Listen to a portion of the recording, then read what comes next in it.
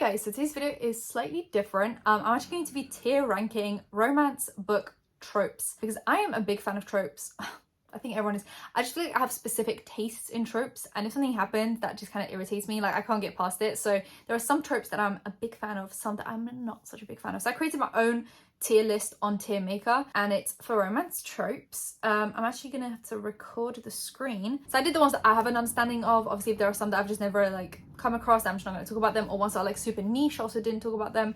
So I'm just gonna pop you guys into my Tier Maker and let's get into it. But before we do that, my social media will be in the description along with anything else you need to find. Subscribe, hit the bell, like, comment for engagement, and let's just get into it. My categories are need, like I need this in a book to enjoy myself. I know that might be a bit dramatic, but need, like I want to see this. Love is just like I love this in a book. If it's not there, I will be a bit upset, but like I will not put a book down just because it doesn't have it. Don't care is just like meh, it doesn't faze me either way. If it's there, great. If it's not, I could not care less.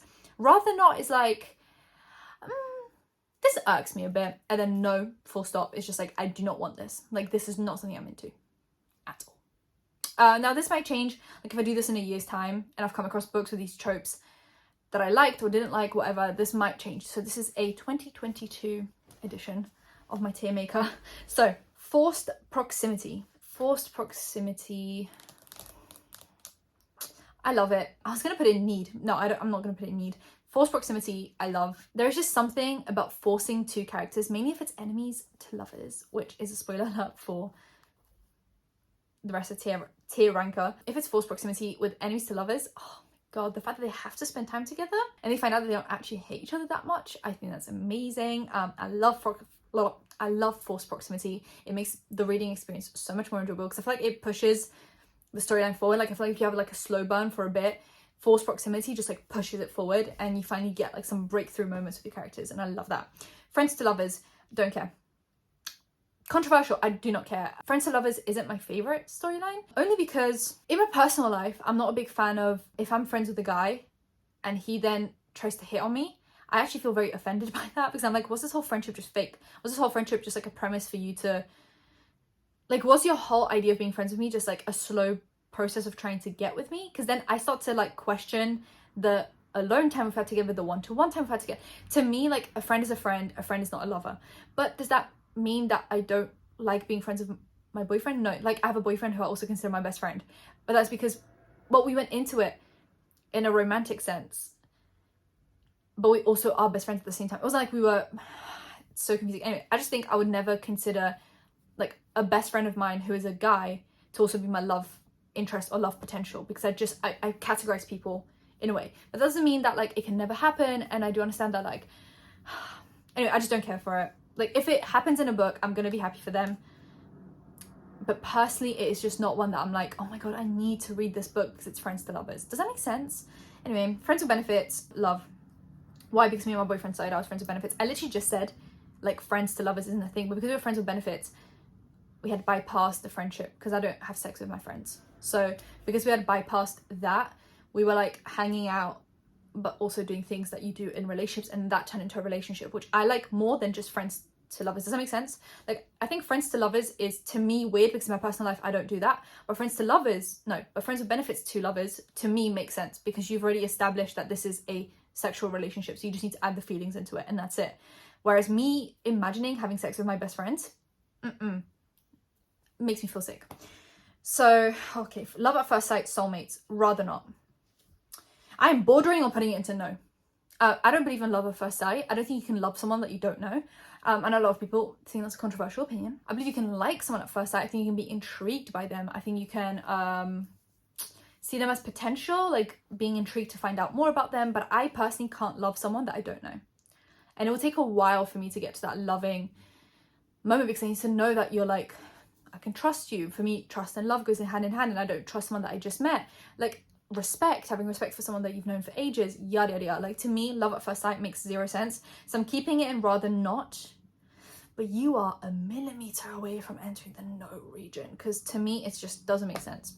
And soulmates doesn't make sense to me. I think you can love many people in this world. So soulmates almost signifies the meaning that you can only ever love truly one person. That just doesn't make sense to me. Love triangle.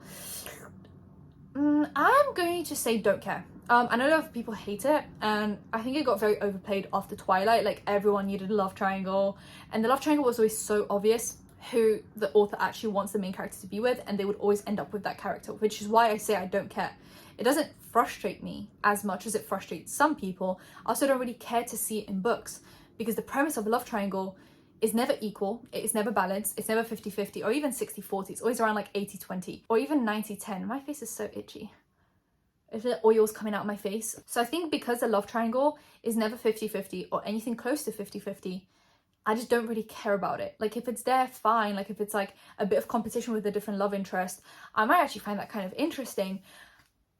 But I'm not like, oh my god, I need to read this book because it's a love triangle. And I'm also not like, I'm not going to read this book because it's a love triangle. Like, I'm like, if it's there, it just adds a few chapters to the book that I might enjoy. If it's not there, it's a few chapters saved for me, you know? Mafia. Now, there's been an resurgence, a growth spurt of Mafia books on TikTok and just YouTube talk, BookTube, book talk and BookTube. But people are obsessed with Mafia books. Now, I like toxic. I like possessive in books, not in person. I like toxic and possessive in books. But I think there is a limit for me personally, kind of where I draw the line. And Mafia is, I think, where I draw the line. I haven't read any Mafia books, but from what I've seen from reviews, it is like toxic, but like, you know, like there's some violence, there's some aggression, there's some like, personally, I don't think it's something that I'd be super interested in. So far I haven't picked up any Mafia books. If there are any good ones, let me know. If there are some that could change my mind, but I'm going to put Mafia into rather not. That's where I'm putting it right now. It is verging on don't care, but because Mafia, I can't really say don't care, because I feel like if it's a Mafia book, the whole thing centers around that premise. I would have to just not care about the whole book, right? Which just doesn't make sense. Like with love triangles, a love triangle isn't really the whole book. Like, it is, but it isn't.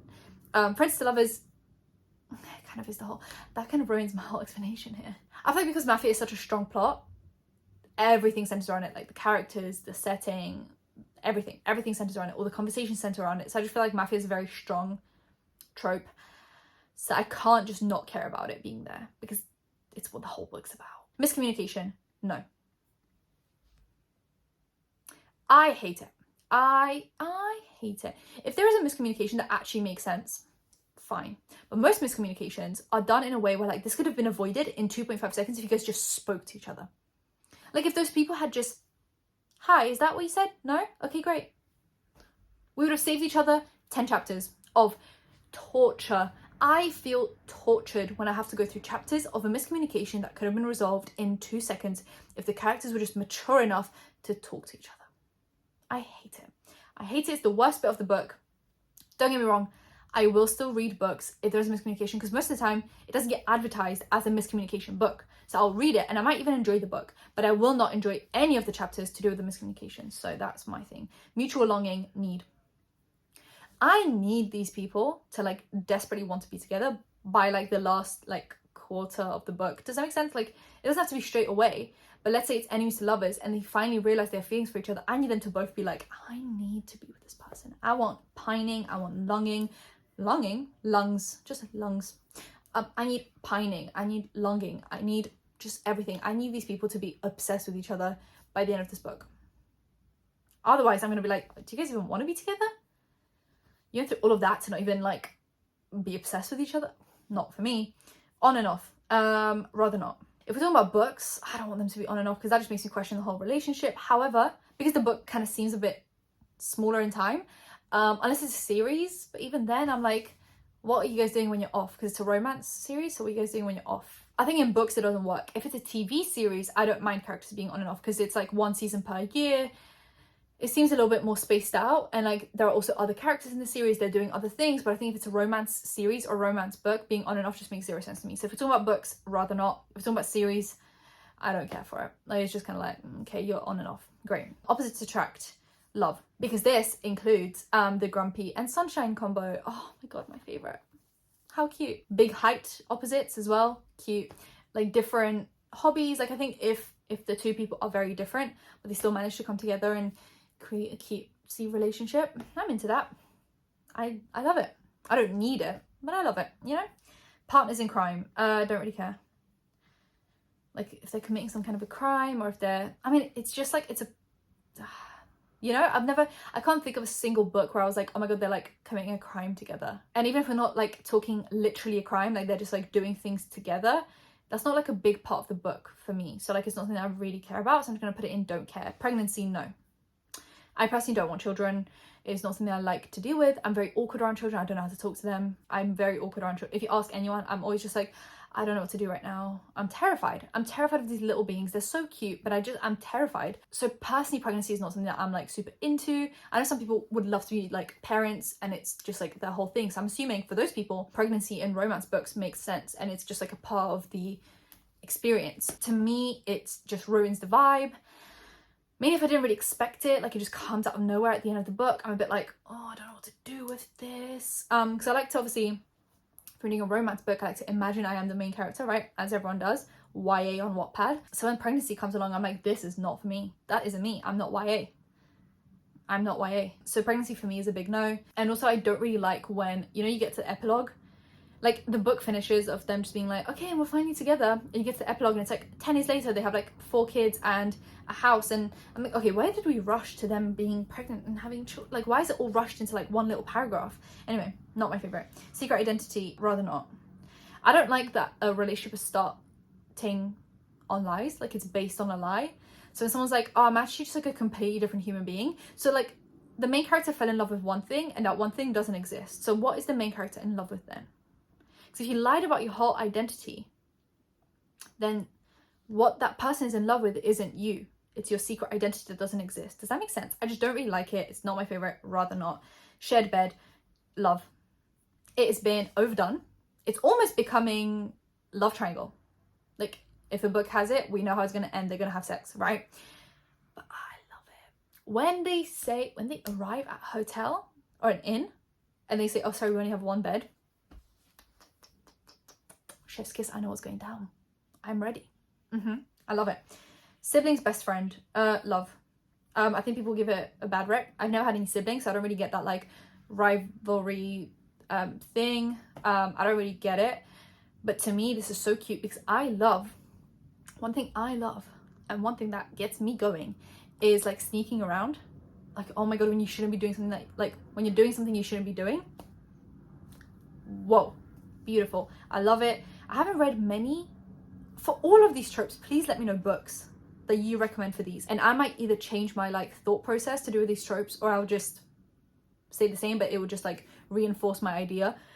If you read any books that belong to these tropes, let me know like trope and then book name. And I'll collect those and I'll read them. Siblings best friend. I can't really think of anything on the top of my head, but I like the idea of that. Like if it was in a book, I'd love it. Slow burn. Love. Because this kind of links to me not liking love at first sight / soulmates. Like I need it to seem realistic. No one falls in love. Well, a lot of people don't fall in love in 2 seconds or like a week into knowing someone. So I need a little bit of a pacing, you know? Because if in the first third of the book, you guys are already madly in love, what are we going to do for the rest of 2/3? What are we going to do for the rest of the book? Just hang out, just vibe? No, I need conflict. I need slow burn. I need emotions. I need sneaking around. I need the whole thing before I have like a little love moment at the end. That's it. Sports, love. Since reading the Off-Campus series, I love anything sports related. I don't think it makes a huge difference to the book. I'm going to be so completely honest with you guys. But the setting of sports, chef's kiss. Beautiful. Mainly because I don't really like sports. I don't know anything about sports. If it's inaccurate, I won't even know. It won't even bother me. Star-crossed lovers, rather not. I don't really like tragedies. It's this whole thing of like someone falls in love and then but they know that they're like gonna die or something. Not my thing.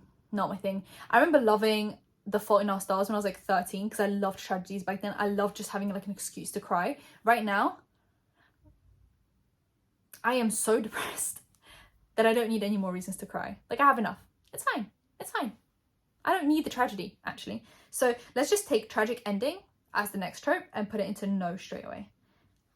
Dislike a tragic ending. I do understand the beauty of it, and I do understand the like talent to be able to write a tragic ending, but it is not for me. Right now in my current like state of mind, my current mental health status, tragic ending is not for me because it's just going to send me over the edge. Like I just can't have that right now. I cry over everything currently, so just me having a tragic ending is not... I need a happy ending right now. That's what I need. I'm already on the verge of tears. Oh. Teacher student, no. Do I need to go? I'll explain. It's illegal. It's grooming. It is predatory. It's exploitative. Let's think, you know, like, it's not a book, but Pretty Little Liars, Aria, and whatever his name was. Disgusting. Disgusting. Disgusting. The only way apparently this has been done well is the love hypothesis, because it's like a master's degree student. It's like a professor student, but it's like a master's, and apparently they didn't use it as like almost a kink or like a fetish. Like, it wasn't like, and then he bent her over a desk and said, do you want an A star in this? It was done apparently really well, but that is like the one time where it has been done well, versus Pretty Little Liars, Aria, and whatever his name was. You know, if it's teacher student, it's a no from me, because it's illegal. It's promoting grooming. It's promoting predatory behavior. Unrequited love, no. Because like I said, in need, mutual longing, I need them to be obsessed with each other. I need them to be desperate to be with each other. I want them to love each other. That's it. So unrequited love to me goes into like tragic ending. I just can't have it. What do you mean unrequited? Then what? What, you're gonna persuade them to like you? So then for me, it's like, if it's unrequited love and then they somehow persuade the other person to love them, to me that just seems really like beggy, and I just don't, no. I need to either both be like enemies and then both slowly start to really like each other, or like each other from the beginning and then just fall in love. I can't have one being like, I don't really like you, and the other one being, oh my, please like me. I hate that. No. Will they, won't they, love? Well, actually need, right? You need a bit of that, like, oh my God, and then what next? Oh my God, like, without that bit of questioning, you don't really have a plot for a book, because then if it's like completely obvious from the start that they're going to end up together, what's the point of reading the book? You might as well just read the last page and go on with your life, right? Like, you need that will they, won't they. Workplace, don't care. To me, it's just a setting, but it doesn't really change anything in the storyline. Like, I read The Hating Game, I wasn't really focusing on the fact that they worked together. I was focusing on just like them as people. The workplace to me is just a setting. It doesn't change much in the storyline. Unless if someone turns into like an exploitative situation, then yeah, we can talk about that. But for me, workplace is just a setting. It's like park, you know?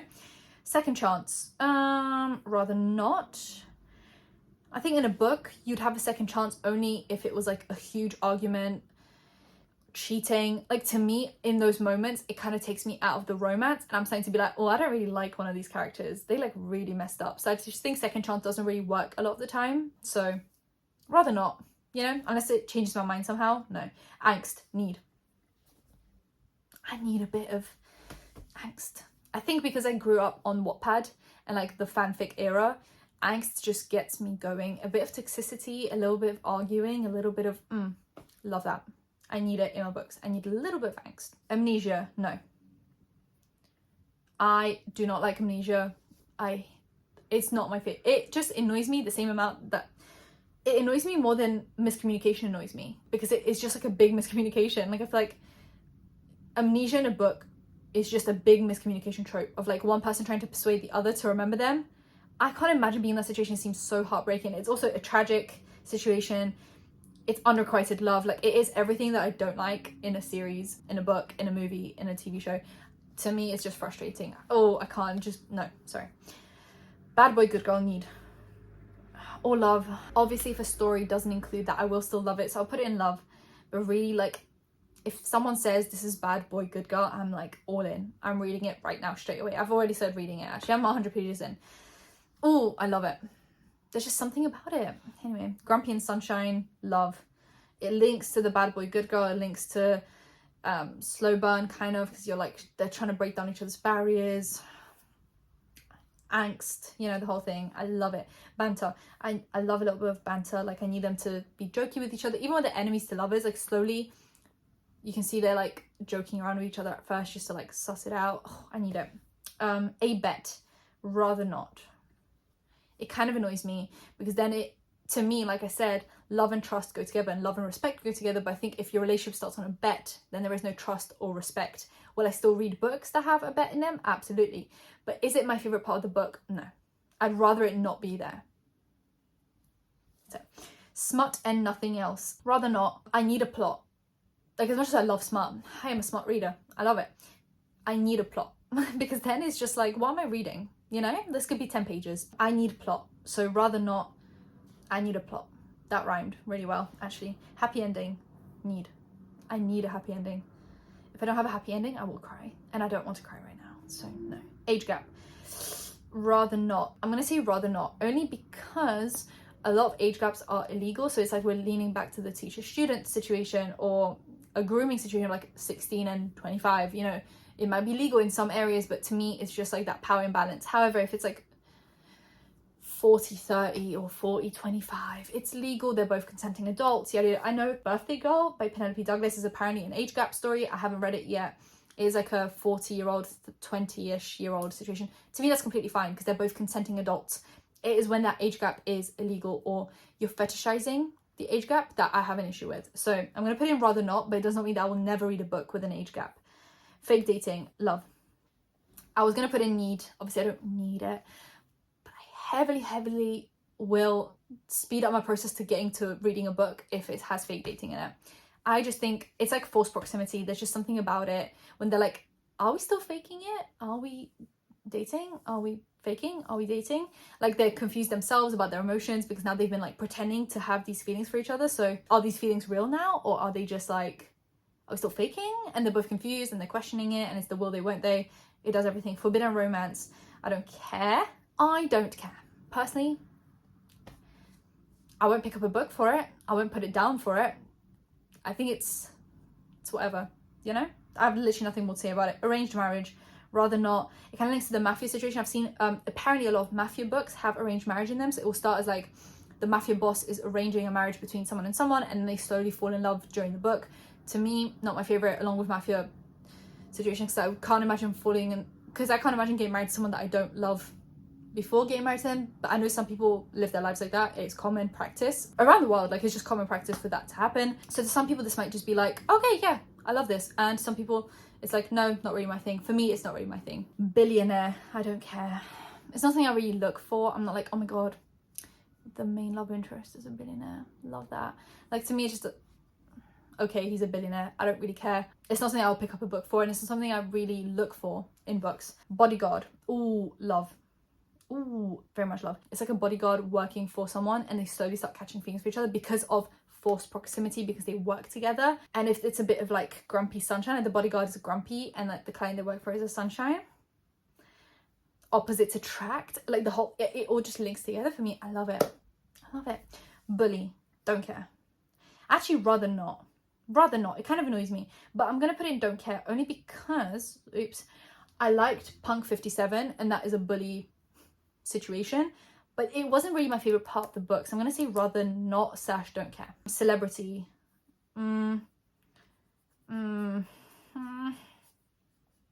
care, but also rather not. I'm gonna say rather not. I find it a bit cringy. I don't think I've ever read a well-written celebrity, non-celebrity book, and the last time I remember doing that, like reading a book like that, was Wattpad. And I've grown out of my phase of like idealizing about dating my like crush, celebrity crush. Like I'm not really crushing on celebrities these days to the point where I'm like fantasizing about dating them. So because I've grown out of that stage now, it's not really something I look for, so I just rather not. Like I just find it a bit cringy now.